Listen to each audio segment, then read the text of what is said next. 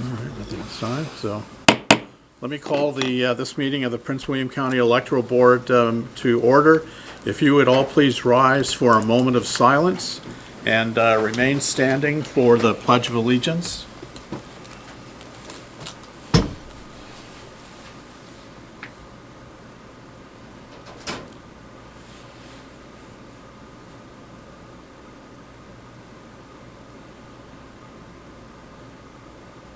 Thank you. And the pledge. I pledge allegiance to the flag of the United States of America and to the republic for which it stands, one nation, under God, indivisible, with liberty and justice for all.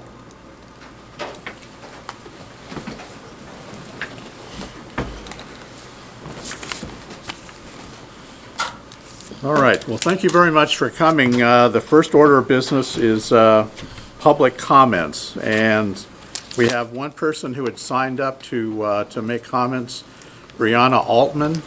So yeah, just go over there, and then if anyone else would like to make a public comment, 3 minutes, then please feel free to go over to the desk over there. Thank you.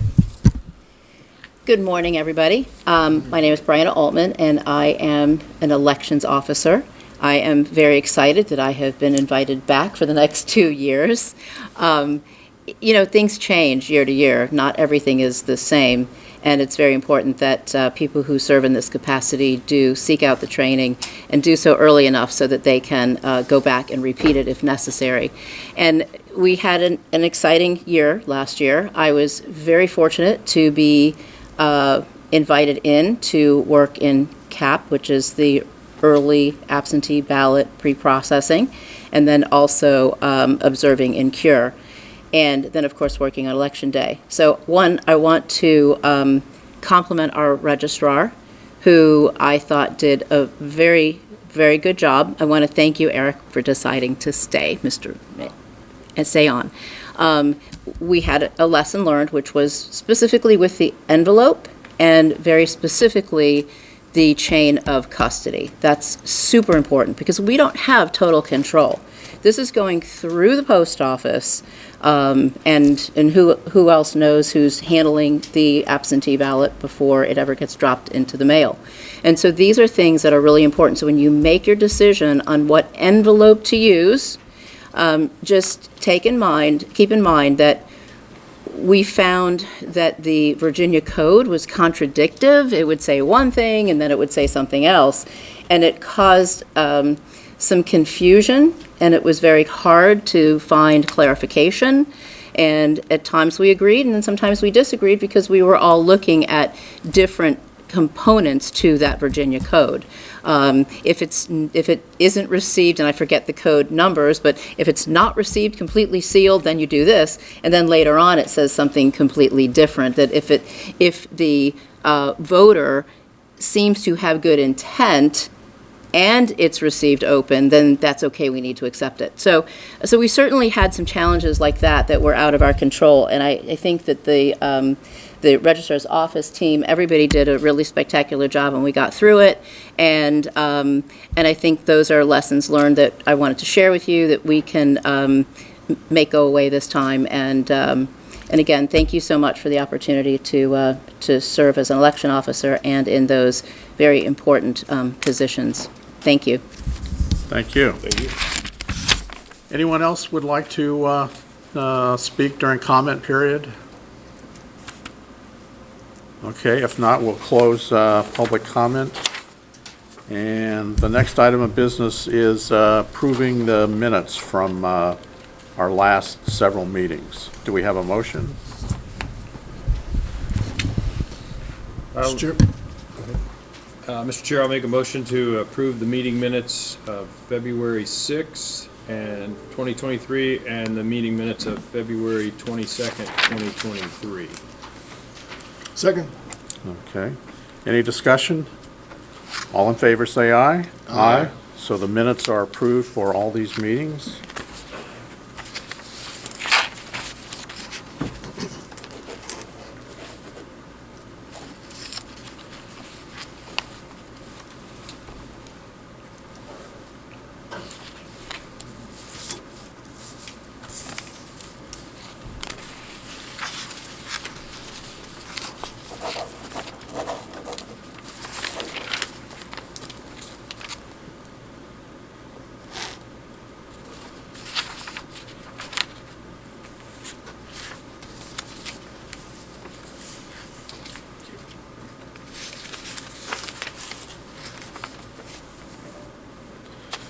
Okay, the next order of business is new business, appointment of new election officers. So Eric, you... Go ahead, Keith, we've got Okay.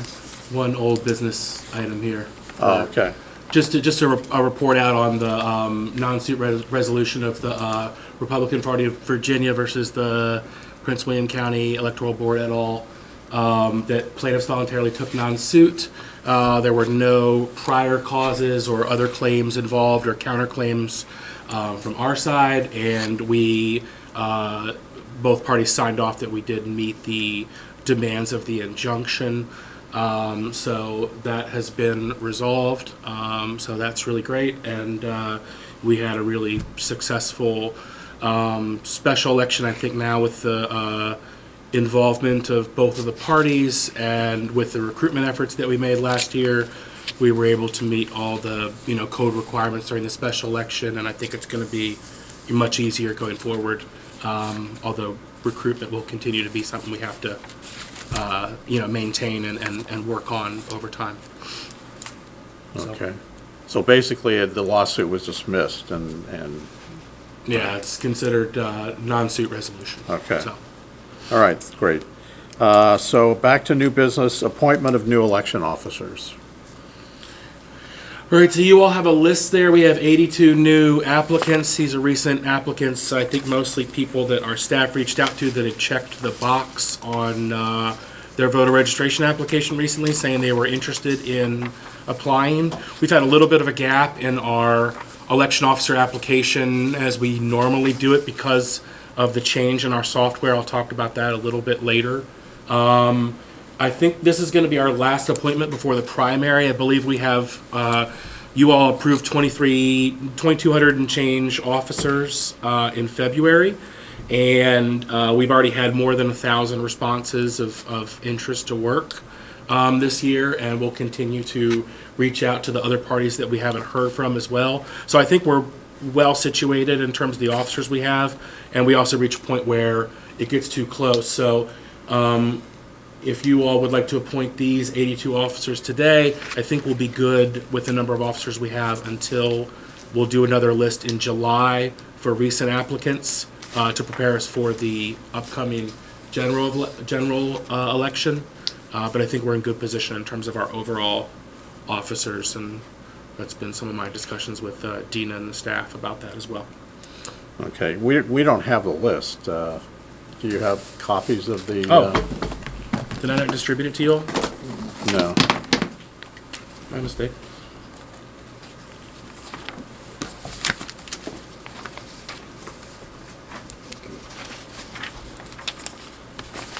Thank you.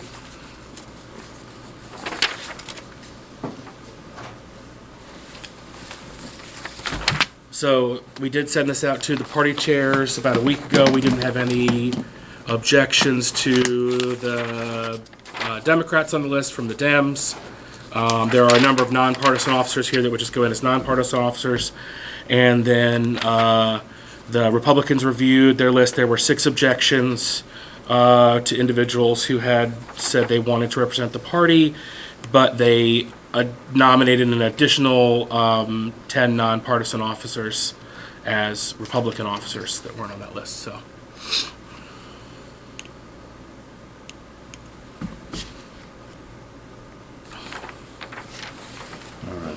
So it still looks like in this 82, just by looking at it, looks like there are significantly more Democratic officers than Republican.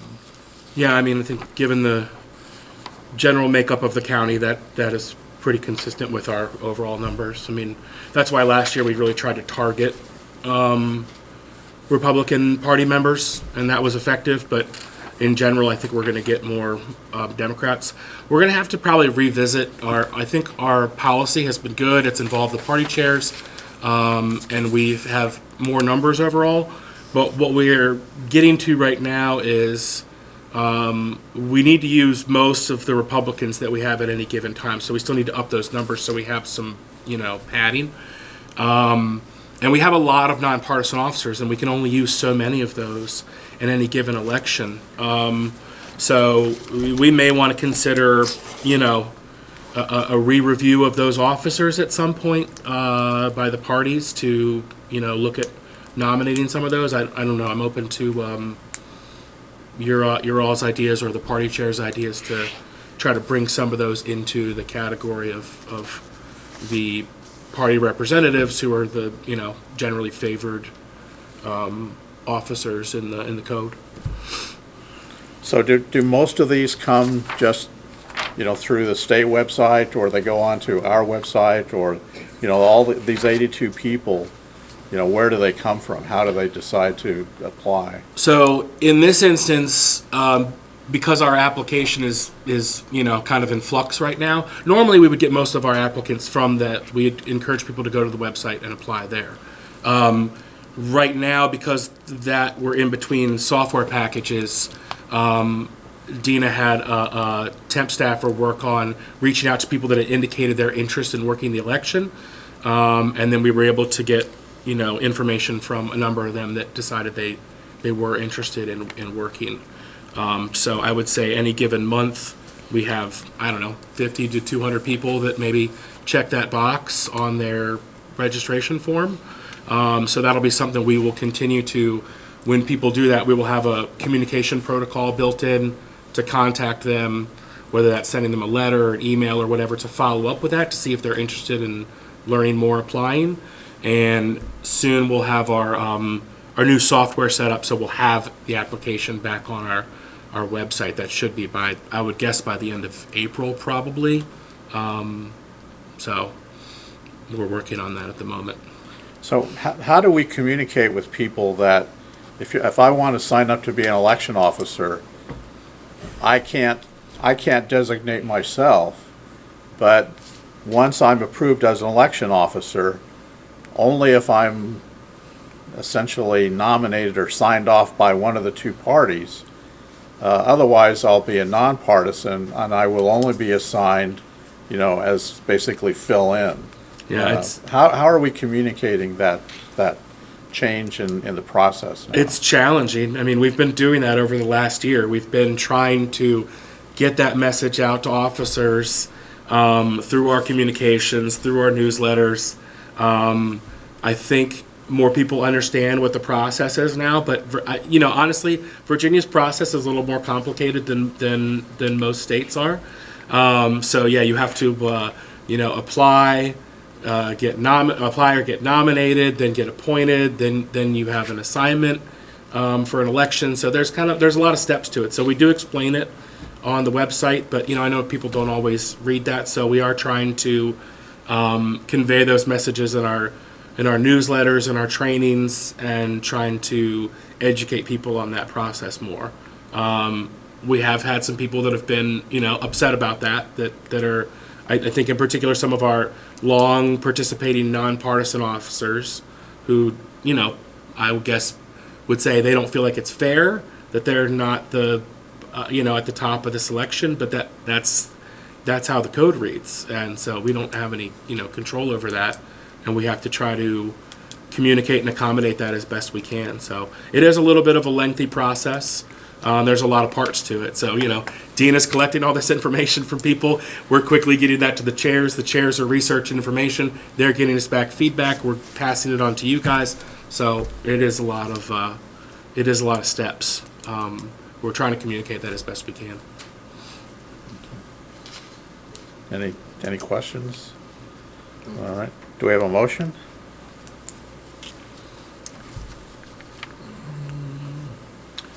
I'll make a motion that we appoint these 82 new election officers, applicants. Second.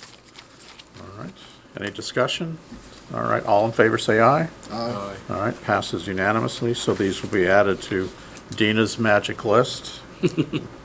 I would like to, we should take for action, maybe I need to make a motion that we, per your instructions, Eric, that we take an action perhaps in the May meeting, since the new software will be here in April, that we have a follow-up discussion about the process. Yeah. Since we won't have a software limitation. So I propose we revisit this matter in the May 2023 meeting.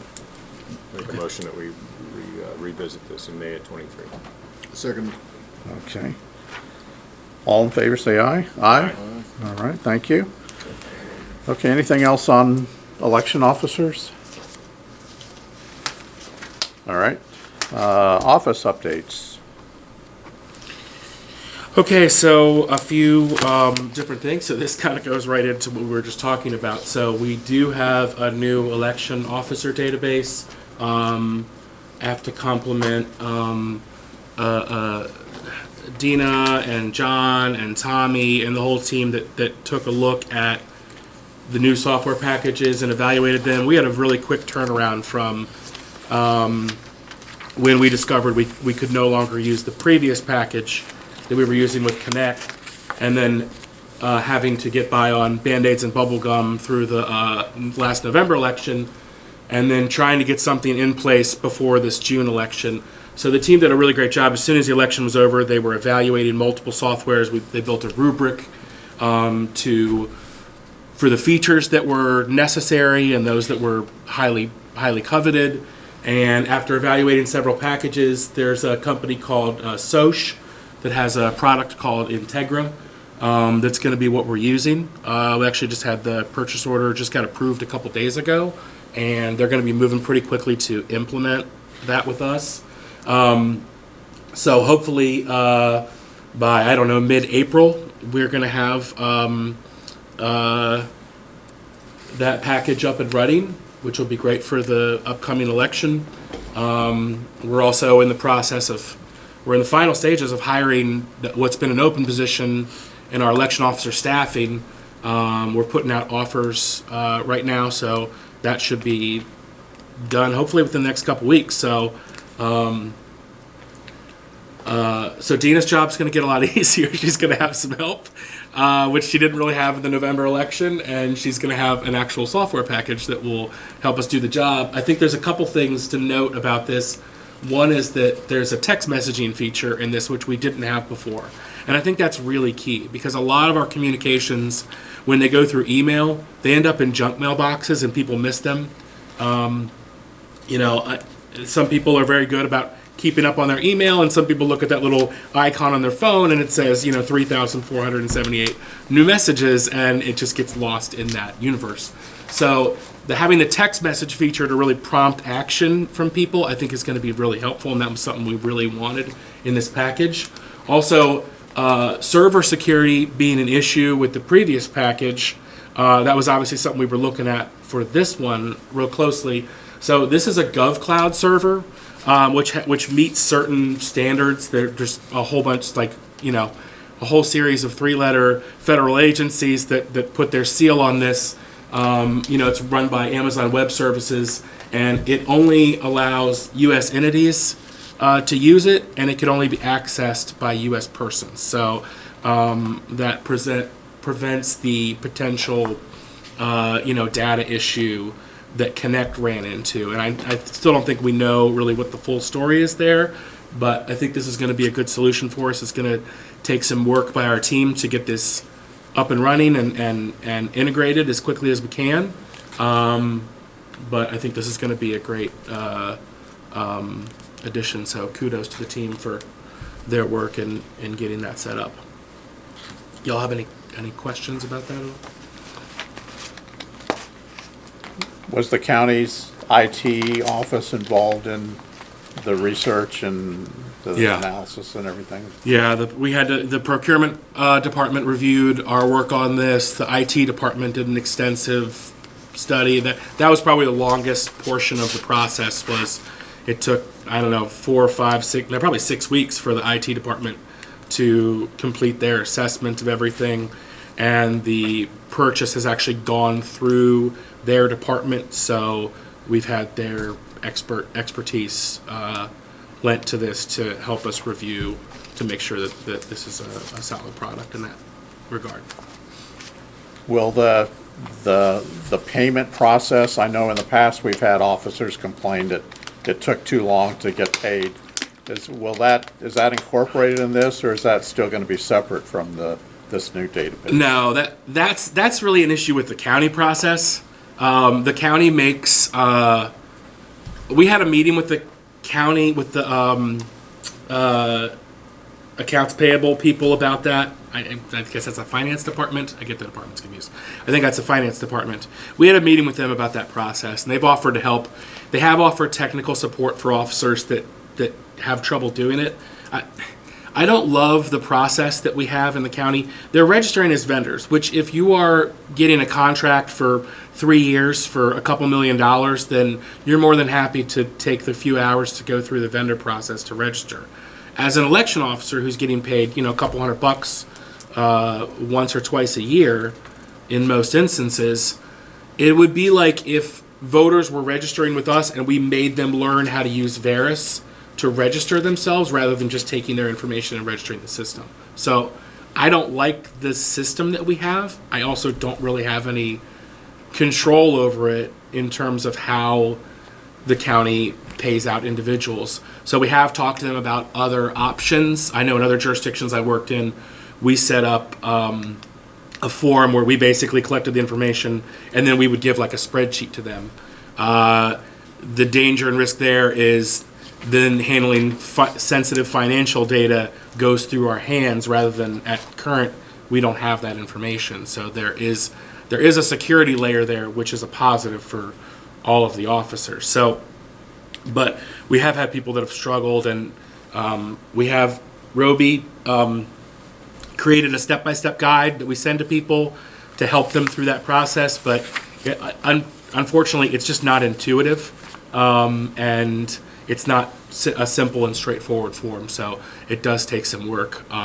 One thing we are doing is requiring that officers get registered with it by a certain point before the election, or we're not going to have them remain assigned at the election, because we don't want them to be frustrated and concerned after the election about the process. If we give them a certain amount of time to complete that process, they need to meet that deadline, so that we cover that on the front end rather than getting to where we're processing all the payments and trying to figure out people's vendor registration status at the same time. It gets very messy. So yeah, we are working on that, but we have hit some limitations. So. Okay. Any questions on the database?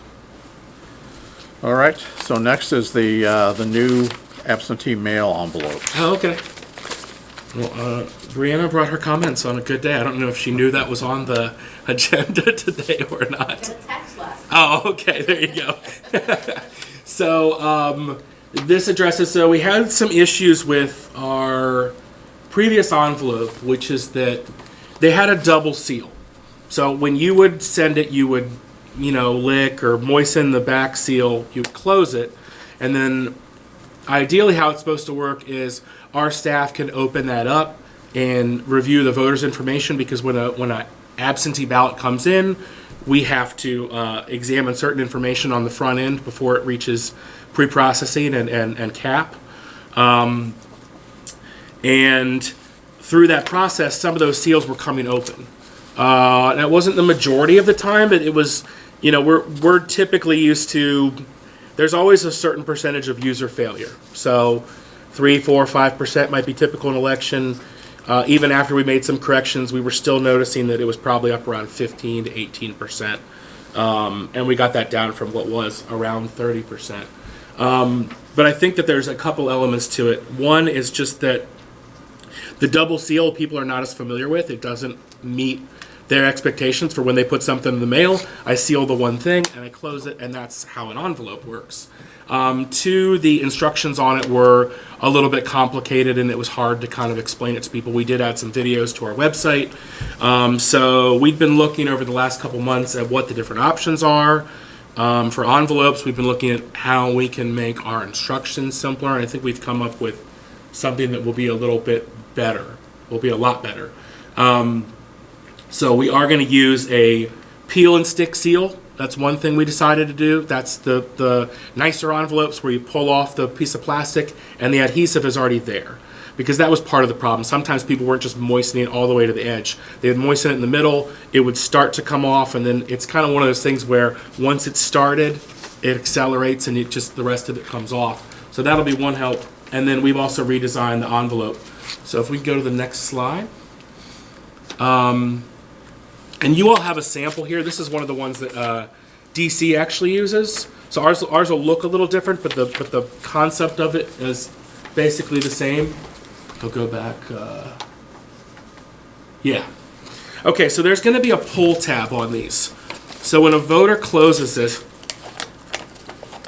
what they're going to do is they're going to seal it with a one seal, just like a regular envelope. So they'll seal that, they'll mail it to us, and again, they won't have to lick it. It'll have the pull seal.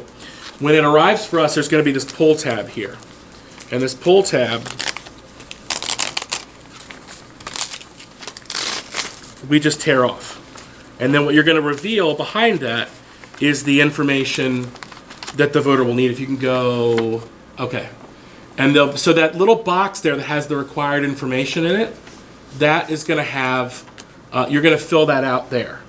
And when we see it, we'll be able to see what the voter sent in, but we won't be able to access the ballot all. So they'll just have to seal the one seal. What we're also going to do is we're going to reinforce this at the top. When the team intakes it, we're going to reinforce this with a sticker here as well. So there's a secondary layer of security there so that the ballot can't be accessed in any way. So if you go to the next slide there. Oh, sorry, go back to. There we go. So you can see we've made the instructions real simple too. Vote your ballot, insert your ballot in this envelope, complete and sign the required information, seal and return your envelope. So just trying to make everything very straightforward, trying to have less text on the envelope, trying to make it so the text that is there is very, meaningful for people. So this is something we've been working with the company. We've just finalized the design on this, and so we're going to be implementing this for the June election. Now we're going to have to redesign our envelopes slightly in the November election. The information that's required, there's going to be a law change coming where we're going to have room for the social security number, last four, Natalia, what's the other? Voter ID. Yeah. Date of birth. Okay, date of birth as well. So the challenge has been, us and Loudon have both used this 2-seal envelope. Fairfax uses one that is a 1-seal, but it shows the voters' some of the voters' information on the back of the envelope when you go to mail it. So this hopefully is an answer to both of those issues. It makes it simpler for the voter and keeps the ballot secure. And then it also will keep voter privacy information. So we'll just have to change those fields slightly when we get around to the November election. So that is our new envelope. And I think that's everything on that one. And this will be available for the June primary. Yeah, yeah. So we'll use it in the June primary, and we said goodbye to the 2-seal envelope. So do you need us to approve this envelope? No, I mean, this is just operational decision. I just wanted to, pass it along to you all. And then what we'll do is we'll evaluate the new one as it goes through and see if there's any tweaks to the design that we need to make with that as well. So I make a motion, just for the record, that I make a motion that the board approves this envelope. And that way, I think, again, I think we're technically correct, because part of our responsibilities as the board for ensuring protection of the ballots, envelopes is a subset of that. That's how I view it. Yeah. So I would make a motion that for this particular ballot, we always reserve the right to adjust accordingly. Yeah. So the motion's on the floor. Okay. Second. Okay. Any further discussion? Okay, well, all in favor say aye. Aye. So that passes. Well, Eric, this is great, because I know I had several calls and complaints from people about the twofold and that was the most common criticism I heard last fall about absentee ballots. Yeah. And having just one peelable thing that hopefully will still protect the security of the voters is good. And I had some friends actually, they said, well, if you ever want like real people to be test pilots, I'm happy to look at different ballot styles and envelope styles and layouts and that kind of stuff. So if you're comfortable with, with this format, but it was definitely an issue that, we heard about a lot last fall. Yeah. Yeah, I think it's, partly just a usability issue. It's just having the two seals. People aren't used to it. So even with the instructions, I mean, you can write the best set of instructions and make them as simple as possible. And a certain portion of people are either not going to read it or going to ignore it. I'm probably one of those people when I go to assemble my furniture at home, and I get 3 steps in and then realize I should probably read the instructions. So I think that's a common thing that we have to make sure that we account for. So we will monitor that when we this election to see how these perform, and hopefully they remedy some of the issues that we ran into. And this is K&H that we're using for this? Yeah. Yeah. Okay. All right. Next is the LESS survey. Okay, so this is a locality election security survey. This is something that the state implemented several years ago, 2 or 3 years ago, maybe when they first started it, maybe 4. It is something that we have to work with our county's IT and our staff to look at different election security practices. This was an initial checklist we completed by March 1st, and we're currently working with the county IT department to identify areas that we need to make improvements on. They ask us through the survey about 162 different questions. It can be anything from there's a whole section on what kind of IT security training our staff gets in general, to how our password system works in the county, how many characters we have that the county requires. So it's a combination of our sort of internal policies, our county's policies, and then what our county does in terms of some of their IT infrastructure too, what protections are in place for our county network, for example. So through that, we looked at the 162 questions. There's 26 areas that we need to improve upon and make remediation plans for. So just a couple examples for this. And some of these are things, they kind of have like a basic set of questions. Like they kind of divide the questions into basic, like you need to meet all the basics. There's a higher level that you should meet most of. And there's a platinum level that's like, well, it's not required, but it's good to shoot for these standards. So just a couple examples from them. They recommend a password length of at least, I think it's 14 characters. And the county does not have a requirement that's that high. So what we need to do to remediate that is set an internal policy that all of our staff have passwords that are at least 14 characters. So we'll adjust some of our HR policies, and that'll be our remediation. Some of the things will be things that we'll be talking with the county about to see, okay, maybe they are already doing things that are moving towards meeting the standards that we have to meet for this. And then there are other things where, okay, so there's a backup generator one. Do we have a backup generator available should our system go down? We don't have one, and I don't think we're going to be getting one anytime soon, but we do have a COOP plan, a continuity of operations plan, that does account for the fact that we have laptops and we have backup plans to be able to continue to operate should we have power failure or something along those lines. So those are just examples of a few of the remediation areas. So we're meeting with IT over the next week or so, and we're going to be building our remediation plan that's then due on the 1st. And then I think there's a third date by, I believe it's either June or July, that we have to have something finalized on that. So we are making progress on that. We scored pretty well overall, but there's still some areas to improve upon. And I think it's really good that the state did this. If nothing else, I think it gets our office and the IT office communicating about certain areas.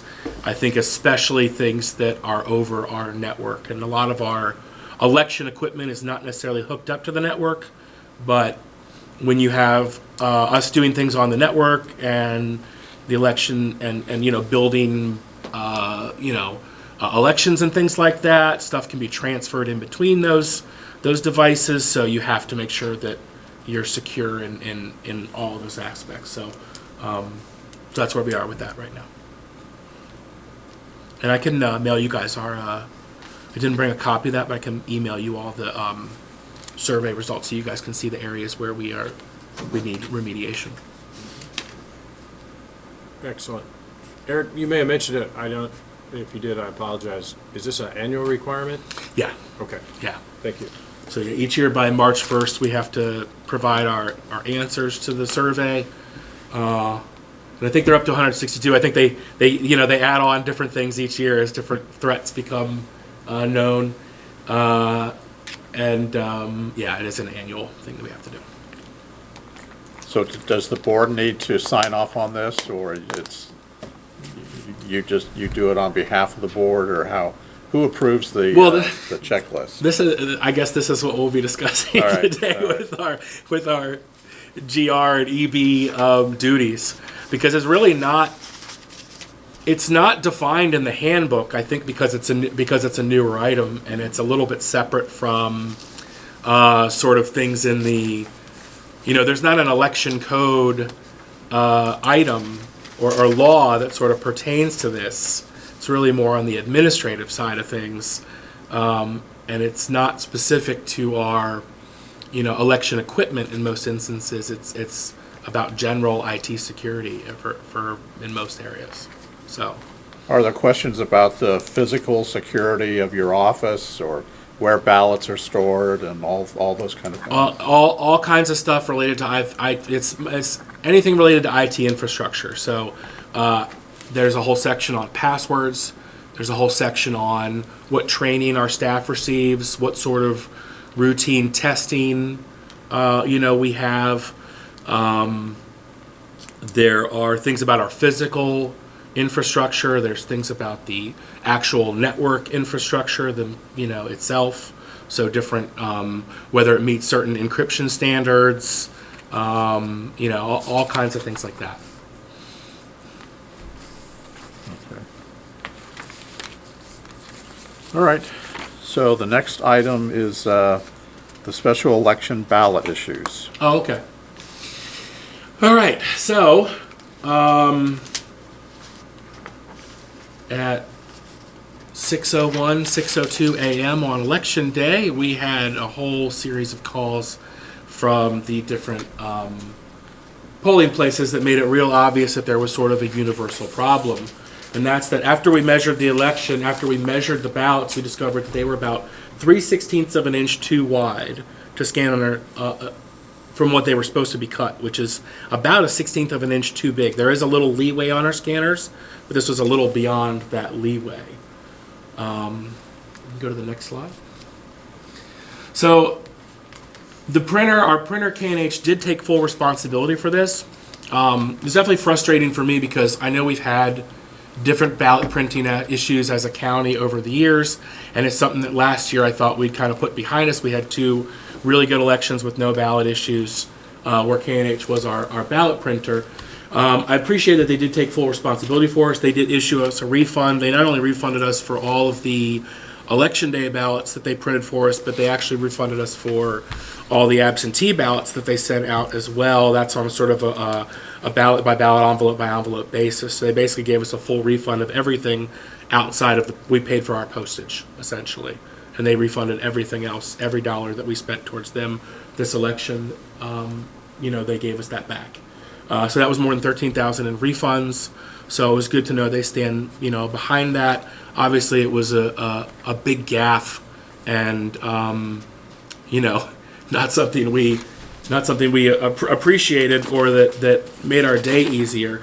I do think that our staff reacted very well to the issue, and we were able to print replacement ballots and send them out to the polling places. We did kind of basically 2 batches. We did one first thing in the morning, then we evaluated turnout as the day went on, and we decided which locations needed additional ballots sent out to them in the middle of the day, and we did that. And I think at 1 or 2 of our really busy locations, we sent a 3rd batch out just to be on the safe side. So once we got through the issue in the morning, everybody had ballots for the rest of the day. It wasn't a problem. We only had about 230-ish ballots that had to be hand counted, and more than half of those were at one precinct where the chief did not want to use the local printer to print replacement ballots that got us through the first hour or two. So that was good, and that more than 95% of the voters that went to the polls, we had this huge problem, but more than 95% of the voters that went to the polling places on the special election day just went through the process and wouldn't have known there was any issue. So that's really good reaction from our staff, and I'm really proud of that and proud of the work they did. Natalia and John were both immediately on printers in both of our warehouse and at the office, getting things set up, reporting custody forms, getting all that information out. And the officers did a great job reacting to it as well. They knew their procedures. The nice thing about a special election is you often have kind of an all-star team of officers, because you not only have usually your best officers from the district you're in, but we usually get some really great officers. We had former board member and longtime chief Rob Williams was out there, checking in voters. So when you have someone like that that's there checking in voters, you're in good shape. So the question now going forward is, what can we do to control that process and then quality check the printer? So on the printer's end, they did a root cause analysis, and they looked at what they can do, which is improve their quality control processes on this. And to basically explain the technical process of this, there's two cuts. They use these huge rolls of paper, and they do two cuts to the process. And what they essentially did was, our ballots get one cut and then no second cut. They're the width they're supposed to be by the time they've done that first cut. Fairfax has a cut that is slightly wider than it should be, and then they go through a second cut. So in the ballot cutting process, the first guy who was there used Fairfax's width and said, okay, they're supposed to be a little bit wider. They got to the second guy, and the second guy said, okay, Prince William County, they don't get a second cut. So that's where the mistake was made. It should have been caught in quality control, though, at the end of that process when they're going through, especially because they have sensitive, scales and things like that, where they should have been able to weigh these things and check and make sure. Now, we don't measure all of the ballots that come through. We will be this year for the ballots that come through, but I did have another general registrar that called me that day and joked with me and said, you don't go through the measuring process of all of your stacks of ballots because it's just not something people do. But I do think there are elements to this that can be controlled. So on the printer's end, we've talked to them, and I think that we should, so what can we do to control the process? Well, we could say we're going to get a new printer. But I think we've had good experience with K&H. I think they took responsibility for it, and I think it's really unlikely that they will ever make this mistake again with us or another Virginia county, given what happened. And I don't think that changing to another printer is necessarily the solution to that problem. I think working with them to work out the kinks is probably the better solution going forward. What we can also do is look at our own logic and accuracy process. So if you can go to the next slide. We did have meetings with both our printer and our equipment vendor, which is Hart. They make our ballot scanners. And we are following what the vendor recommends for the process, for the LNA process. This is what they use in most states. But we did talk to them about different options, because the Hart process is a little different than, there's 4 or 5 election manufacturers out there. And I've worked with 3 of them in my career. I've worked with ES&S and Unison Products, and now with Hart. And the Hart products, they have a test process that they recommend. So you're kind of using these test ballots, which is the same image as an official ballot, but it can't be scanned on an official machine. So if somebody found a stack of those test ballots, you're not going to go to a polling place and put those into a machine on election day. It's going to reject them. But the other elements of the ballots, where the bubbles are filled in, those are all tested exactly the same as the official ballots would be. So what we did talk to them about is Michigan does do a slightly different system, which was more similar to what I was familiar with from the ES&S machines in when I was in DC, which is that you take official ballots and you test those out in your LNA process, and then you know that they are work. Now, the system Hart has mostly works. It just doesn't account for like ballot cut, or maybe the other thing to consider is that there could be a slight offset or slight printing issue. So I can tell you, when I was in Montgomery County, we printed 1 million ballots for election day. So we had 30 pallets, 4 feet high, filled with ballots.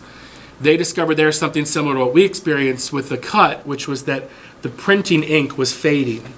You'd go through these series of it was fine, and then it would fade, and then it was fine. So we had to have teams go through every box and decide whether our box was good or bad, and we had to have maybe about a third of our precincts totally reprinted.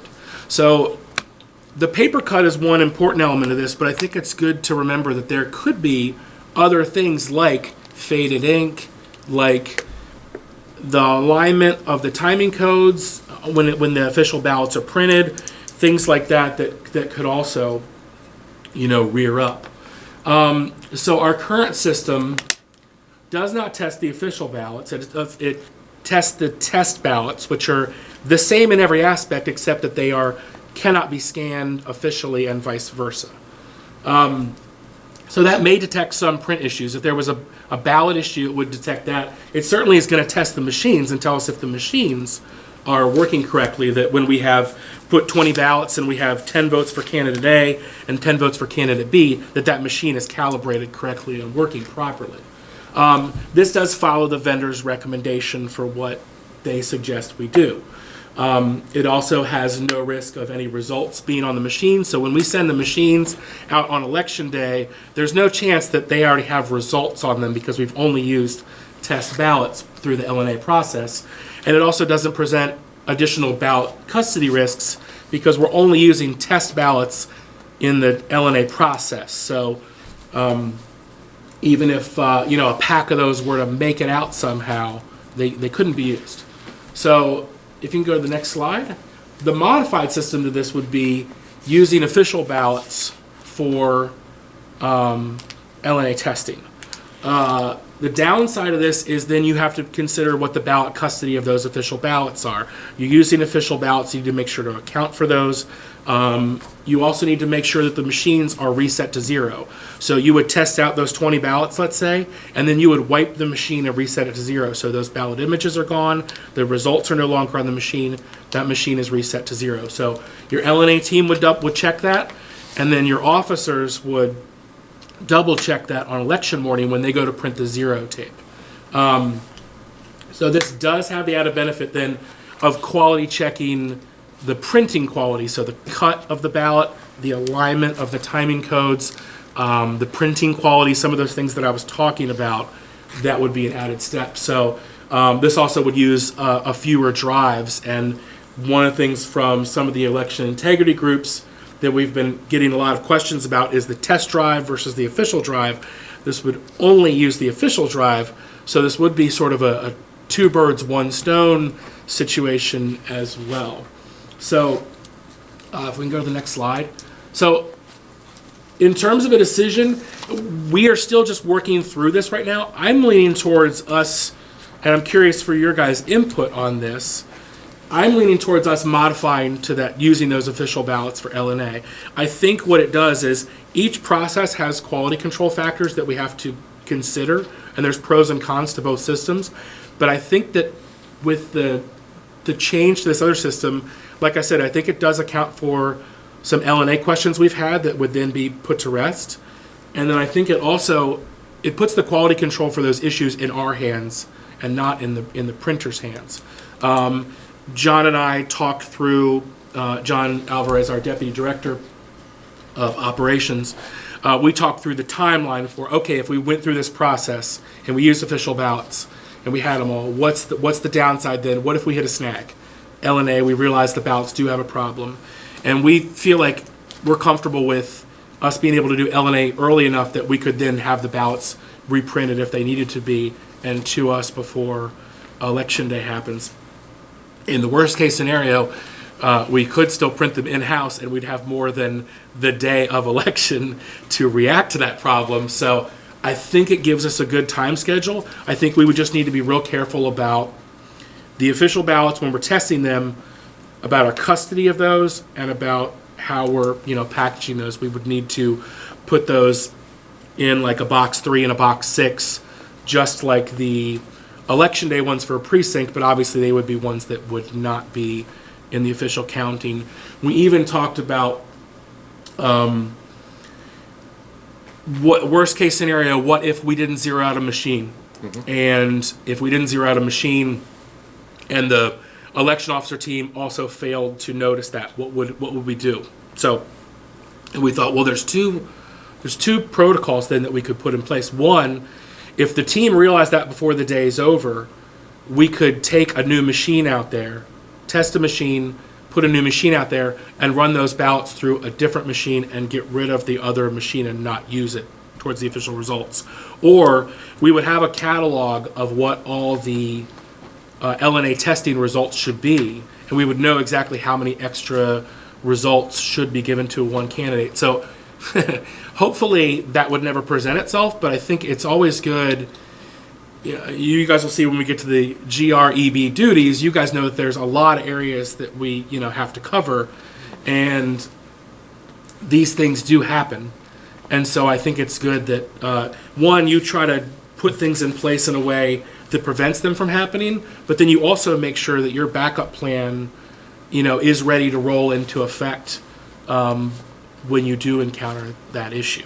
So we're trying to finalize that this week or by early next week before I go under the knife here. And we're just checking with our vendor to finalize a few elements to make sure that we logistically can do it. We did talk to Hart extensively about Michigan, and we're reaching out to some jurisdictions in Michigan to talk with them about their experience with this process, because they do their LNA process in the way that I'm describing that we would change to. So I'm curious for your all's feedback and for your input on. It's kind of a value decision on the pros and cons of each. Is it more important to prevent the printer issues than it is do those outweigh the ballot custody, concerns? I think they do, but I'm curious for your guys, input and thoughts on that.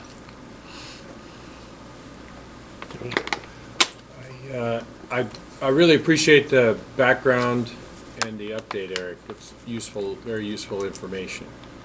And so thanks for doing this. And I do think we should make a decision at next month's board meeting. That'd be my initial thoughts based on your background, based on the update, and that we go with a decision. But I'll defer to my distinguished colleagues. I agree. I think we should take it under advisement. Okay. So did the ballots that the printer sent out for the absentee mail, did those have the same width issue, or were those all cut correctly? Those are all cut correctly, and they're so our early voting ballots are done on demand. So we test those out. When we do the LNA testing for that, we use our printers because those are the same printers that are going to be printing them on election day. And that's on pre-cut paper. So you're not going to have any paper size issues there unless the paper company you buy from is off for some reason. But we test that same process. So we use the same printers we're going to use for early voting. We print out ballots on those, we mark those, and we use those for LNA testing. The printer sends out, again, the on-demand ballots. Natalia, are they the same? They're using pre-cut paper for the on-demand. So when they're doing the mail ballots, they're printing 37 some day and 5 another day and 100 another day. They're using pre-cut paper for those because they're doing it in small volume, and it's really about which type of ballot they're printing. It's an on-demand process. I have a precinct 108 voter here, so I'm printing a precinct 108 voter, and I'm printing the letter that goes in their packet, and here's the envelope, and that's all getting stuff together, and that goes off to that voter. And that's been fantastic. They've done an excellent job with that. We haven't had any issues there. So when you're doing the LNA for that, you're using actual ballots. Yeah, but again, that's coming. We are using actual ballots, but they're it's a test deck that we're testing on the high-speed scanner. So, and the high-speed scanner actually, so the provisional ballots were also too wide, but we were able to scan those on the high-speed scanner because it has a little bit more latitude, has a little bit more error allowance there. So we were actually able to scan the wider ballots on the high-speed scanner. It just doesn't work on our election day ballot scanner. So the election day ballot scanners, now we're talking about they're printing these off at volume, and they're printing them off in one huge batch. So when we're getting that test batch, we're just getting an initial batch for them. And I don't even know if they're doing that as a cut or if that's pre-sized paper. But either way, they're going to be printing that at a different time. They're printing the test batch. Test batch works. Everything's okay with these ballots. Great. Now fire up the ballot printing machines and churn out the tens of thousands of ballots that we need for election day. So it's that time shifting element of it. The ballot image itself was fine, and that didn't have the issue. In fact, a few precincts called us and said, "Hey, if we just pinch the edge, just fold the edge, just the tiniest bit, we scanned it through and it went through fine." And we said, "That's great. Don't do that anymore." Because we don't want to have a scanner jam issue on top of a ballot printing issue. So yeah, it's that time shifting element of when they're printing it. Now, with the modified system, they would be printing them all at once. So we'd be testing we'd get a whole bunch of stacks of ballots, and we'd take one pack of 50, and that would be our test pack. And we'd run a bunch of those. And then we would know that there's no time shifting element in terms of the printing. The ones that we're getting in those packs are the exact same ones that they're going to be using on election day. So, in terms of what Mark was saying though about the time element of this though, I don't think we can wait till the next board meeting for a decision on this, just because of the process of them building the elections. We'll have the candidates as of April 6th. Once we hit April 6th, then our vendor will be programming the ballots for us. Then we'll be reviewing those. And then, so whatever process we're going to use, by a week after that, we need to know. So that's really, like 3 weeks or so from now. So we just need to verify a couple things with Hart to know if this is a system that we can use. And if the other one has worked before, so, and I don't anticipate we'll have any issues with the cut of the ballots for June. So we could go with the current system that we have right now for June, and then look to transition to this over in November, or we could or we could try to transition over to it now. I don't think if Hart can do it and there's not a problem, I don't think there's any risk in it, in that we have to test the ballots beforehand. And the worst case scenario would be there's an issue with the ballots, but we have 4 weeks till the election happens, 3 weeks till the election happens, and they can reprint and expedite shipping on ballots within a few days if it's necessary. So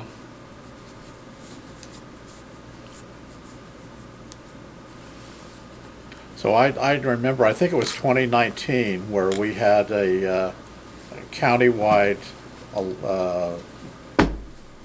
election, and there were a handful of precincts in Woodbridge where the printer had, basically it was the same, the races were the same on both sides of the paper. There was supposed to be a two-sided ballot, but when the voter went to fill out the ballot, well, it was the same, and the school board isn't on here anywhere. It's the same on both sides.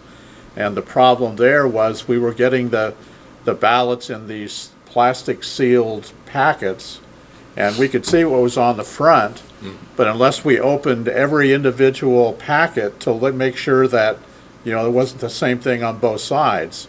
And with that printing issue had never happened before until it did then. And from my point of view, I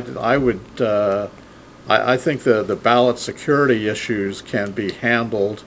I'm more concerned about so handling this in a special election in February with nobody standing in line in some precincts, 14 precincts. We were fortunate that the word got out and the solution was found. But even then, there was one chief who said, "Well, that's not what they told me to do," and that's why he kept, he didn't use any of the touch writer ballots. And if you have this kind of printing issue at the beginning of the day countywide, then that just even communicating what the fix is going to be to 103 precincts as opposed to 14 is a challenge. So I mean, I get the concerns that some people have had about, well, you're not really using, for the LNA, you're using something that the vendor says, well, do it this way, and it proves, something, but you're not using actual ballots. So, I mean, from my point of view, I don't know that we need to vote on this, but anyway, I think the ballot security issues could be handled more. I would rather err on the side of making sure that we do it with actual ballots, and we know ahead of time before Election Day if there's going to be a printer issue, and not face that, and then set up a process to ensure all the ballot security issues. Yeah. Okay. Well, if you guys want, we can update you within the week on feasibility and checking with Hart on us moving forward with this. Yeah, I don't think there's a risk in terms of us changing the process. Isn't a risk because this all takes place well before the election. So I'm hearing that you guys are leaning the same way value-wise that I am, which is I'd rather have the quality control be in our hands, and I'd rather manage the ballot custody issues than deal with the surprise of a potential printer problem when we reach election day. Because if this had been a countywide, we certainly would have had to. It would have taken longer to get ballots, and we certainly would have been, voting the old-fashioned way. We would have had a lot more hand counts, at the precincts, similar to what we had at the one precinct. So I'll move to a motion that we modify as you suggest to use the official ballots for LNA. Do I hear a second? Second. Okay. Any other discussion? All right. All in favor say aye. Aye. Okay. All right. So I guess that brings us to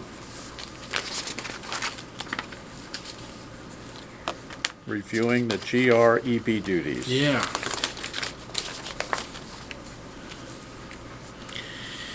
Okay. So in the handbook, it says the General Registrar and Electoral Board should meet and develop a list of duties that are delegated to the Registrar. The General Registrar and Electoral Board should review this list annually and determine if changes are needed. You can go to the next slide. So this was something that Mark put some work into and was something that he brought when he started with the board. So thanks to him for kind of diving on this topic. He and I met on a Saturday several weeks back and went through kind of a lot of the duties that are identified in the book. And even though the handbook recommends this, I have to say after 3+ years in Virginia elections, I don't think either board in Arlington or here has gone through this process. So I think it is good. It's one of those things that I think kind of gets left behind sometimes. So we looked at more than 100 different duties, and what I've done is I've gone through, and you all have a list where those duties are all kind of classified here. Now, some duties you all cannot delegate. There are, sort of protected tasks that you can't delegate to me or staff. And those are the protection of ballots, the evaluation of my performance, the appointment of election officers, the adjudication of provisional ballots, and the certification of election results. Those are sacred. You have to keep those. If you can go to the next slide. But there are a lot of other duties, and there's a lot of factors from jurisdiction to jurisdiction here. The size of the jurisdiction, the complexity of the staffing assignments, the leadership of a process versus labor, trust in staff and office leadership all play a factor in these things. I think especially with the size of the jurisdiction, as we go towards a larger, more complex jurisdiction like ours that has a staff of close to 20 people and dozens of temps that come in for each election and hundreds of election officers, that your guys' tasks tend to be more on the leadership, quality control, monitoring end of things, whereas, a small jurisdiction that's only sending out 148 ballots in their big 45-day mailing, the secretary might come down to the office and they make an afternoon of sending out those ballots, but a lot of our tasks involve days and weeks of work. So a lot of it does get delegated to the GR and, consequently the GR staff in those different areas. But I think it is good to review it. So,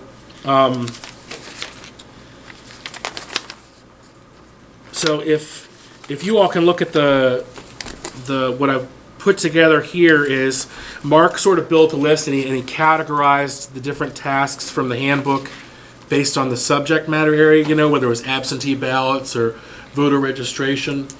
And what I have on this list for you all is sort of a category of each thing where it has kind of a subheader and a number, the group area it's in. I have a timeline, so whether this is sort of an ongoing duty, something that we do, accepting and processing voter registration applications is something that we do year round.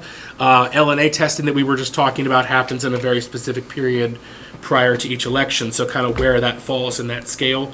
I've put a column there for the responsible party. Some of these are specific in the code. It says the GR or it says the Electoral Board. Some of them say both. Some of them say or. Some of them it's not really clear.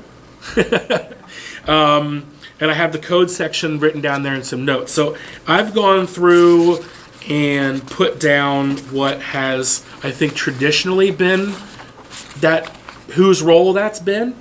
But I did highlight a bunch of them where the highlighted ones are ones where it's especially unclear, either because the code is not clear or just based on my knowledge that this is an area where the GR and EB have had discussions over who's responsible for it. I know when Mark and I were looking through these, there were some where, just as an example, the training plan. It's the GR's responsibility to for me to work with my staff to come up with a training plan for each election, but it's your all's duty to approve that training plan. There's similar things for the number of ballots that we're going to print for each election, allocation of officers, things like that. So there's often a sort of planning and development process and then sort of an approval and review element to a lot of these.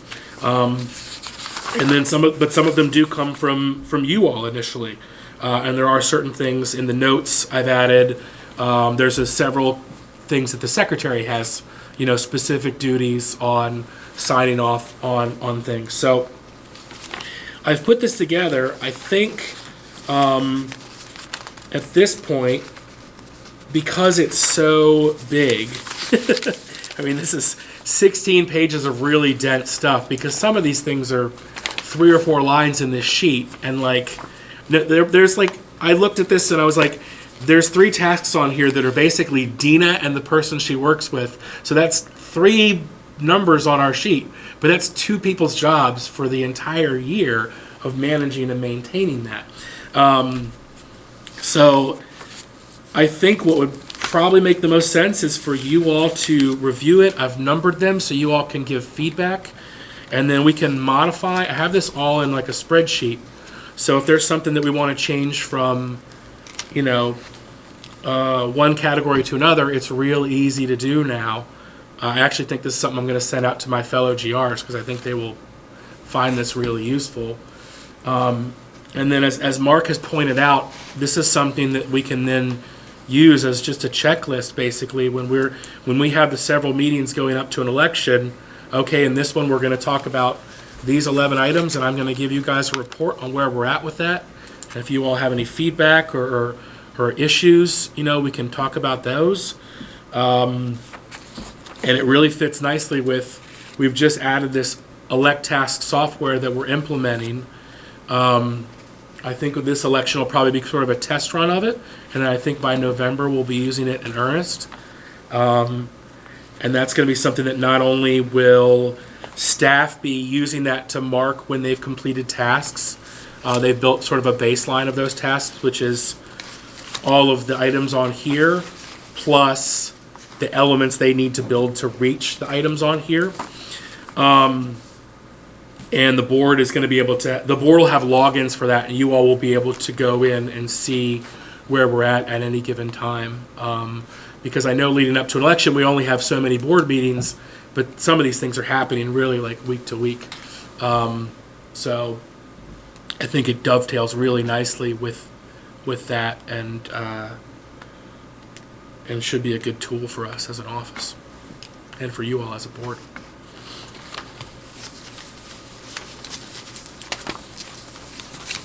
Okay. So since I'm the guilty party, I'll go ahead and comment here. It's my belief that discharging the duties of electoral board members is primarily oversight of the general registrar and the office in accordance with the Code of Virginia. And so there's no way that, the part-time representatives, my distinguished colleagues, as Eric alluded to, there's no way that we as part-time members can do that full-time for a large jurisdiction like Prince William County. Therefore, you refer to the code and the handbook, which has done a nice job of outlining that. And so that's what this is. It's a blending of I think it's Chapter 1 and Chapter 2 and 8 and several of them to try to look and to make sure we're all seeing the same thing. And I do believe, as Eric has drawn out here, there are some of them where we are either overlapped, there's some of them where we are disconnected, not intentionally. It's just, it's how organizations do that. At the end of the day, though, we should be a high-functioning organization to be able to guarantee election integrity and ensure the citizens of Prince William County that we're doing our due diligence and our statutory and fiduciary responsibilities as board members. And so to avoid a lot of the last-minute activity, while there's certainly, as Eric alluded to, coming up before elections and during elections, there's a flurry of activity. But to avoid piling on to that additional activity, we should just throughout the year methodically do things and make sure that we agree on what those activities are and when we should do them. So this would allow us to do that, to see the activities ahead of us, and to allow Eric and his team to plan accordingly. And my recommendation is that we report using some sort of format at our monthly board meetings that refers to this. Whether it's how we categorize it, whether it's in the broad categories or in some more narrow categories. But in accordance with, fill in the blank, we've done the following activities this past month to comply with, again, fill in the blank. And that way, at the end of it, over a year's time period, we know that we've done what's accordant with the Code of Virginia. There are the five core supervisory functions that Eric alluded to and outlined there that we cannot delegate. There's duties that have been delegated that need to be reviewed annually. The delegation of those duties does not absolve the electoral board from any of our legal responsibilities for the management of elections. So those are powerful things. I think at the end of the day, when we get to the point where we've agreed on this and make a decision, we should, again, with deference to the citizens of Prince William County, we should post this on our website. So the citizens of Prince William County recognize the duties and responsibilities for this august body. So there's not any guesswork there. It's specified in the code. We know what we can do, and just as importantly, what we can't do in accordance with the code. And those are my comments. That all sounds great to me. Sounds great. Yeah. One other part of this that I think would be helpful is, and I've in the past I've found sort of a calendar on the elect website for, so let's say for 2023, these are the elections.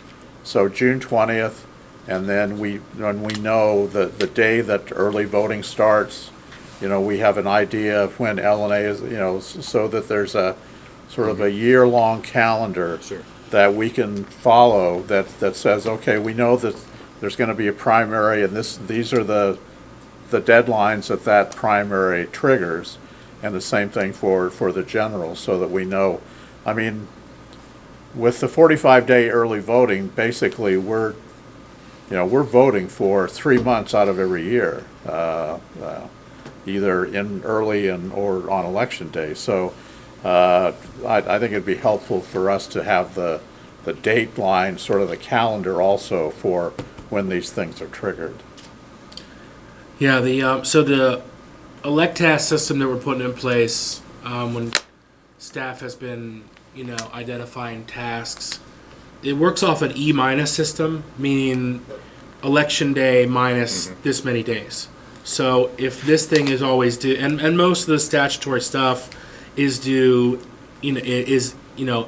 set up in that way. At the 45-day mark before the election, there's a number of things that happen. Early voting starts. We have to mail out, any ballot applications we have, prior to up to that point. We mail those out at that either at or prior to the 45-day mark. So the system is set up for, one, identifying those statutory things, Keith, where it's, okay, at the 21-day mark, we have to do this, or this notice has to be posted by here. And then it's also for staff internally, the other elements to that. Like we have to start, we can start training chiefs at the 30-day mark, but we have to do several things. You've got to figure out I always say it's easiest to kind of work backward. You have your training classes. You got to set up the schedule. You've got to come up with a PowerPoint supporting documents, and before that, you've got to figure out what the structure of your training is going to be and how many people you've got to train, so you know how many classes you're going to have. So that E- system, the nice thing about it is once we get a good template grooved in, we just reuse that each election. We use the information on here to build E- dates. We use the information that staff builds to come up with those E- dates. And then we just take that template and we go, okay, add it to the next election. Because it's once one ends, the work for the next one, starts almost right away. There's certain things like when I was talking about logic and accuracy testing, we've got to know what we're going to do so that our vendor knows how to prepare our drives so that when the candidates are ready, they're programming our ballots. There's just, there's all these things that really, once you get 60 days out from an election, it's already decided or in motion. Now, the state throws us curveballs every once in a while, and we have law changes and guidance that comes up, beforehand, and we adapt to that. But as much as we can control, you want to have it, in place and ready to go well in advance, so that you are ready for those things when they do occur. They're not self-inflicted. Right. All right. No, I think it's a great project, and yeah, all the years I don't think the board has ever sort of done a comprehensive review of like this, and probably very few electoral boards anywhere in Virginia. So, and I can tell you that, this would be helpful for VIVA training and those kind of things, because it's not some of the training that we get from either VIVA or from Elect is sort of hit and miss. Yeah. And this is good for everyone to know. All I can say is that this is a testimony to the great job the General Register has been doing all these years, because this is spells it out. Without this, the General Register, he's done a great job. Yeah, thanks. So to walk you guys through that column, the key column here is really the responsibility column, and I just wanted to walk you through the different like taxonomies there. So there's some things that are either say GR only or EB only. Those are really things that are specific that we really can't change unless I've made a mistake on one of those, in which case let me know, because we talked about the things that you all can't delegate, and those are certainly things that are enumerated by the State Department of Elections. There are a couple additional ones as I was going through this as well. You'll see those. There's then stuff that is just simply labeled. There's stuff that's labeled as both. Canvas was a real good example of this. I usually do the logistics for that. We work out getting the staffing for it, the instructions for the officers, the paperwork, and that kind of thing. Obviously, though, Canvas cannot happen without the board being present and starting the meeting. Right. So I think there are a few things that I put both on. I try to avoid that because even internally, we try to talk about how tasks need to ultimately fall to one part or the other, because that's how you have responsibility and accountability for things.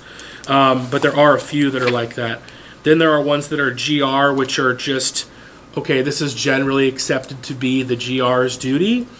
And then there's GR delegated. Those are probably the most sensitive ones to look at. They're ones where, well, the code either says this is a E/or situation, EB or GR situation, or in some cases they are actually ones that it says the Electoral Board. But to the best of my knowledge, in working in elections for a little while, I've never heard of an Electoral Board actually doing that duty. And of course, you guys, outside of the ones that you absolutely cannot delegate, you always do have the option to delegate them. So any of those ones that say delegated, and most of those are highlighted anyway, but any of those ones that say delegated are ones you all should look at specifically. And I put the code section in there too, because while the State Department of Elections summaries that Mark and I were looking at are usually pretty accurate, there are sometimes where you go to the code and you realize that actually needs to be revised a little bit. So hopefully that just helps you all as you're looking at this. I got just one question here. Where can I get a copy of the Book of Common Sense? That's the source. Which category was that? Communicate critical issues. Yeah, communicate critical issues. Yeah, there's not a code for that, but that's definitely a responsibility that we have. So it's not like the Book of Common Prayer. no, they're next to each other on the shelf, but they're different books, I guess. Okay. Okay. So my thought was, if you guys can review, amend this, and we can do that over email, and that would all be foilable then.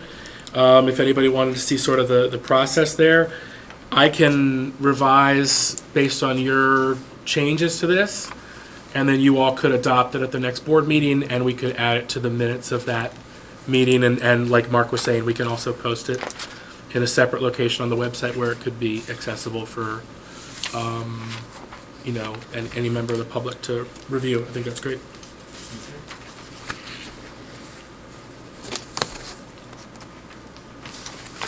All right. Anything else on this? So next item is director's absence. Yeah. So my last day in the office will be this Friday. They actually changed my surgery date by one day, so it's going to be next Wednesday. As the surgeon had something, so it's not going to be Tuesday, it's going to be Wednesday. So it's nice in that, for those of you that don't know, I had COVID last week, so I'm really just trying to get, several years worth of health issues, like just get it all, condense it all into 1 month here. So I was out. That was not ideal for trying to set everything up just before I leave. So having that extra day is kind of nice. I won't be in the office, but I can at least work from home and do a few more things. So I do have some meetings with staff over the next couple days to kind of make sure everything's set up before I leave, and I will likely be back by, I think probably May 1st is probably my likely return date. It's possible it'll be a week, sooner than that. That's assuming that everything goes well. They have a pretty high, they have like a 97% success rate on this surgery. So that's good. And assuming everything goes well, it'll probably be May 1st or the week before that I would return. So you just need time to physically recover, and I literally won't be able to drive anywhere for, several weeks either while I heal up. So, Okay. and then I know we wanted to talk in closed sessions about you all having appointing somebody in the acting director, so that there is someone that kind of makes those decisions in my absence that need to be made. Okay. So I assume your discussions are geared for, so if you come back May 1st, I believe that's the following Friday is the beginning of early voting for the June primary? Mm-hmm. Yes. Yeah. So everything leading up to, early voting starting would have to be in place and ready to go, and ballot printing issues and all that resolved. I think our plan would need to be in place. So our plan was to do the early voting logic and accuracy testing would be that week before early voting starts, and the same with the high-speed scanner for absentee. So that would be done. The election day logic and accuracy testing would be after that by probably several weeks. So sometime in I think we timeline out around mid-May. Okay. For that. So yeah, like I was saying, that they're kind of separate processes, because the early voting and absentee is an on-demand process, whereas the election day is a large print scale. So, and we've already got we just finished. There's a lot of things to this that are already. We got the envelope proofs are being finalized right now, and as well as our letter and stuff. That has to happen well in advance, so the printer can set up what they need, so they're ready to go when they reach a date. Just like we have our timeline, our printers and our vendors have their timelines to make sure they're serving us in a timely manner. So, yeah, we're already in it, and certainly there's a lot of things that'll need to be ready when we get around to May. But I feel really good about our staff and where we're at. We've already been finalizing plans for training. Tommy and John and I have had a whole bunch of conversations about that, and absentee is well along, and so I think we are in good stead there. So yesterday, the supervisors approved the ordinance for the shift in polling locations in the 5 precincts. Yes. Yeah. So we'll have to the office will have to send out a letter or a card or something to every registered voter in those 5 precincts. Yes. Yeah. We'll send a mailing. Statutorily, we have to do that at least 15 days before the election, but we'll do that as soon as we possibly can. We'll have to get. So at this point, they approved the waiver for our split precincts, which is just our 2 small little splits that have, less than 100 people. That will go to. I'll send that over to the state board. They're already expecting that, so they will integrate that into their. I can't remember which meeting. They have a meeting that's already on the agenda for in early April. So I expect that will be approved, and then the polling place changes I will send to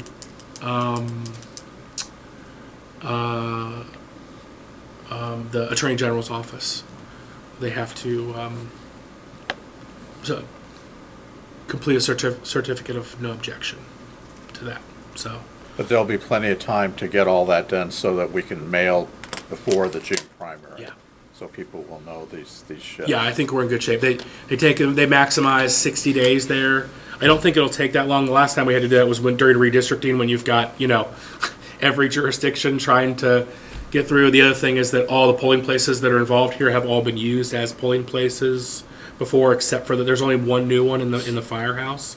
So it's a small list to check at a time where they shouldn't be as busy.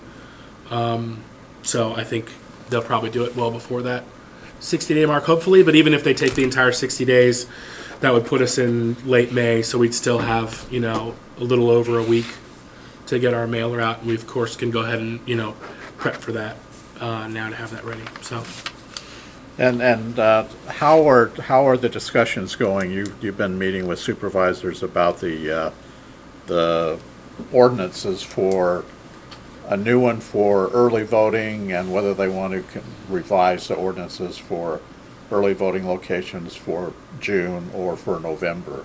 Where is that?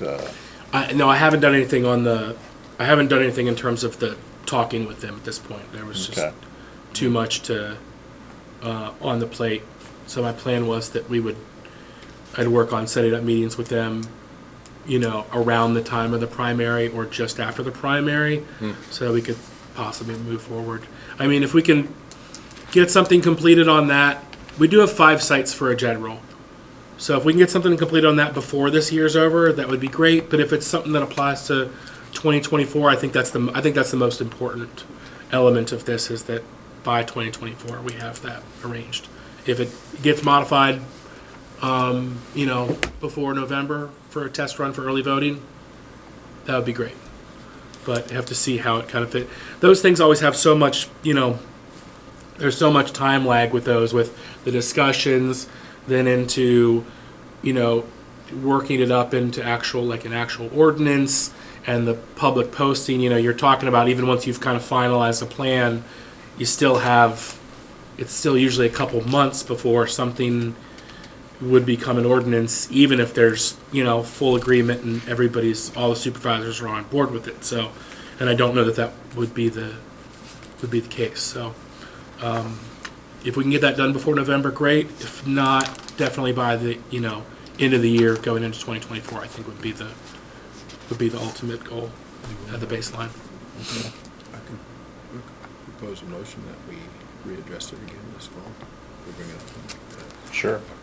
September, October. Sure. That way we won't forget about it. Okay, to that point, then, Eric, what I'll do is I move that we table that topic for now, the conversation about additional election locations with the Board of Supervisors, but we'll table it until probably the August or September timeframe. Okay. Related to that, I just realized I meant to add something to the agenda today, which is the early voting hours for the primary. And we need to, you guys could decide that later, but we need to decide that sooner so we can post those online and make that available to people. That's just the weekend hours that you all would like for that. The sites are already decided by the ordinance. But the additional Saturdays and or Sundays is totally up to you all. We can do it what we have been doing. We have been doing 8:30 to 4:30 each day, and that seems to work well. And you all had done the 2 Saturdays before are required. And then, of course, we added extra Saturdays in the special just due to the fact that it was a condensed time frame.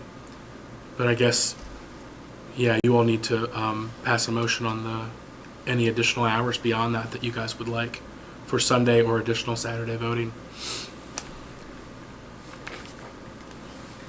Sorry to spring that. Just Okay. realized. Well, let's, do you have any second for the first motion? Oh, I'm sorry. We never Sorry, mentioned Mark. that. Just to keep us straight here. So there's a motion on the floor to look yeah. at the election locations in the August or September timeframe. A second. Okay. All in favor? Aye? Aye.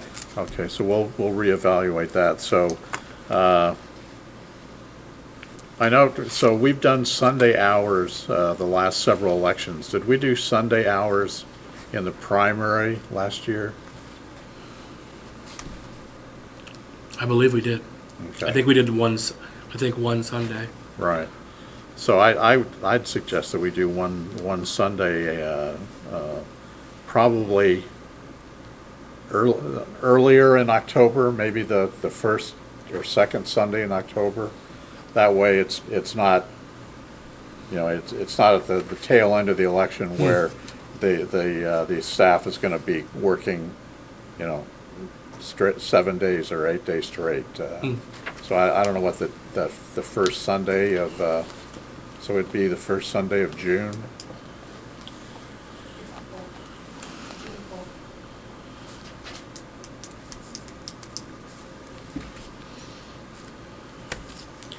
Yeah, so the required Saturdays are the 10th and the 17th. So Keith, you're saying instead of the last Sunday, which would be the 11th, you're talking about June the 4th. Is that what you said, Natalia? That's the first Sunday of June. So, I mean, either the 11th or the 4th. I mean, I don't, does one work better for the, you know, people that are running the locations? I don't think it would make that much difference. I'm sure some would be available for one and not for the other, and vice versa. So, Okay. So the motion would be to approve the same early voting hours Monday through Saturday as previous, plus add one Sunday with those same hours, at this point, the 4th of June. The only Sunday would be the 4th of June. so weekend voting would be the 4th, the 10th, and the 17th. Then. Right. Okay.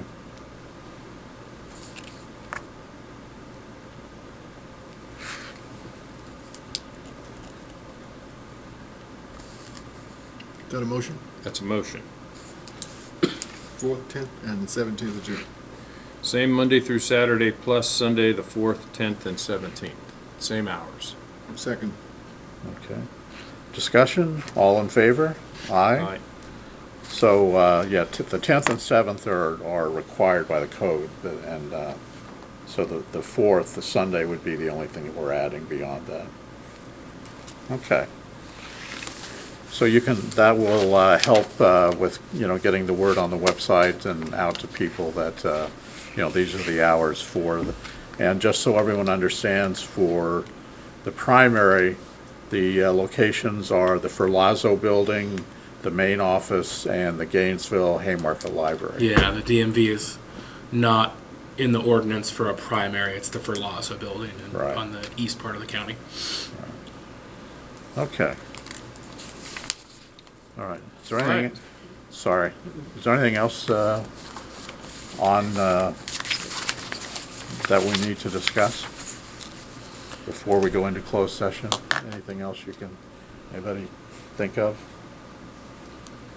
All right, hearing nothing, I move that the electoral board go into closed session pursuant to Virginia State Code Section 2.2-3711, Exception 1, for the purpose of discussing issues related to the general registrar's absence. Second. All right. All in favor, say aye. Aye. Passes. Thank you all very much. Thank you.